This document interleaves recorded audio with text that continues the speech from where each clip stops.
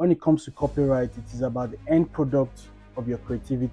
Today, we're diving into the fascinating world where art meets law, and no one embodies that intersection better than Akinyemi Ayinoluwa. Akinyemi is not your typical lawyer in a suit with a stack of contracts. He is the heartbeat of a new era in African music business. From helping producers and songwriters secure their rights to redefining how artists navigate deals, Akinyemi is championing fairness and creativity in an industry that often forgets its roots. He's the founding partner at iTower Solicitors and Advocates, a firm trusted by some of Afrobeat's biggest names. Think Magic Sticks, Rexy, and Mastercraft. And he's just been named Billboard's 2025 Top Music Lawyers list. But here's the twist. Before the law books, there was a microphone. Akinyemi started out as a songwriter and artist himself, which means he doesn't just represent creators, he understands them. So whether you're an artist trying to understand your first contract or just someone who loves the business behind the beat, you're in for an inspiring conversation. Let's welcome the man helping shape the future of African music law, Akinyemi Ayinoluwa.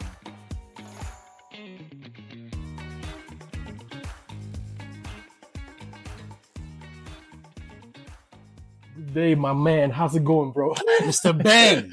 Yeah, I have my Salute. good brother here, Akin here, and his reputation, speaks loudest. And I'll just go straight to the point and have him speak because I'm not here to talk. I'm here for you guys to hear from him and tap into his vast knowledge in the music business from the law perspective. Mr. Akin, can you briefly introduce yourself? Yeah, my name is Akinyemi Ayinoluwa. I'm a big love of music, and before qualifying as a lawyer, I was also a songwriter, a recording artist. And since qualifying as a lawyer, I've been working in music, representing recording artists, songwriters, and record producers. And with my work, I also try to do a lot of advocacy work, championing the cause of creatives and, putting shining a light on very, very important issues, which has led me to blogging and vlogging and using a lot of my social media interactions to educate people about the rights of creatives. Well, So thanks for having me. I'm happy to be here. It's a pleasure. It's a pleasure to have you. I know you're a very busy person, and thank you for making our time for not just me, for the students and the music enthusiasts that will be listening and watching this, in the nearest future. The first question is, why do we need a lawyer? Why does a creative, why would an artist need a lawyer? He's just about to make music, he's just about to drop his project, he's just about to start off his career. Why do you think an artist need a lawyer? Yeah, so creatives would need lawyers for advice, for legal representation, also for education. So the music business is founded on two major principles of law: the principles of copyrights and also the principles of trademarks, aside many other areas of law. But those are the two major areas that are founded on principles of law. When it comes to copyright, it is about the end product of your creativity, which means the songs and the recording. Also, when we talk about trademarks, we're talking about your identity as a creative, as an entertainer, as a recording artist. If we go in a little more into these two areas, you'll find that for you to be a successful recording artist, the commercial value of what you create, which is the record, is very, very important. On the other side, for you to be a cultural icon, to be a successful recording artist, your image is also very important. And this bears witness to the fact that all through your career as a musician, you would always have to exploit these two major areas: your copyrights and your trademarks, which means your music and your image. So if you mention Michael Jackson or Bob Marley, even years after their death, you can always still see that their copyrights are still generating millions and millions of dollars, and their images are still generating millions and millions of dollars. So that is why it is important for you to lean on the advice of people who understand how these things amount to assets that generate money.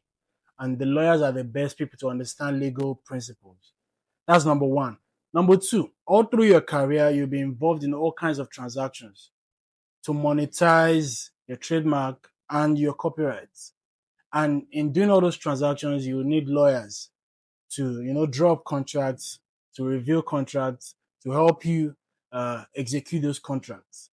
So also, you would also run into many legal affairs or legal issues as you proceed, as you progress as a recording artist. So it is very, very important to, you know, have a lawyer in your corner. At different stage of a career, you would always need one. 100%, 100%. Thank you so much for, having this privilege of, your time.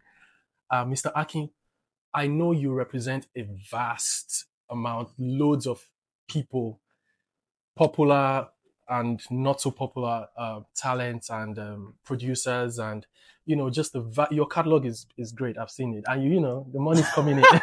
The money's on the way. The money's on the way. So, what is the major issue? Because this is rhythm and business, and I'm trying to get people to understand, beforehand what they're trying to get into, and to prepare these people for what the business side of music feels like and what it takes to break into the music industry and the entertainment industry as a whole. So what are the major challenges you faced as an entertainment lawyer from the people you represent? Yeah, so I think for me the biggest challenge is a lot of people do not have the necessary information.